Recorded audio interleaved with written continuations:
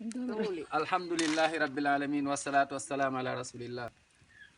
Allah subhanahu wa ta'ala no yewta en hino nodda en no nodda kala julɗo. Naren nge yite ɗo hombo men hande no wakkili ƴetta jungo makko hokka nder ɗo kon tigi wakkili o kon tigi wakkili. Ndaren nge yite hiɗen doga nge hiɗen woɗɗiti yite ngen subhanallah. Yite go hino habbi en si tawi tun en rewali Allah subhanahu wa ta'ala.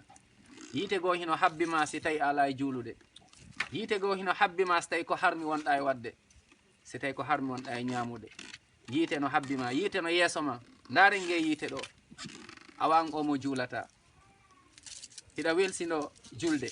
Allah subhanahu wa ta'ala daali fa waylun lil musallin alladina man salatim sahun. Lette jahannam wodani ɓe anduɗa ɓe juulay kono hara ɓe welsinde e julde maɓɓe, ɓe juulata e waktu maɗum. Si ɓe julde ɓe juulirta wano nelaɗo yamir noon sallallahu alaihi wasallam. Subhanallah. Ndaren nge yite ɗo ko honno nge yite to hawa on no tawiroyta ngen ɗon. Subhanallah. An o wonɗo e ko Allah subhanahu wa ta'ala harmini, an o waɗa o jina, an o ñamowo ko Allah harmini, an o toñowo yimɓe, an o ñamowo hakke yimɓe. Subhanallah.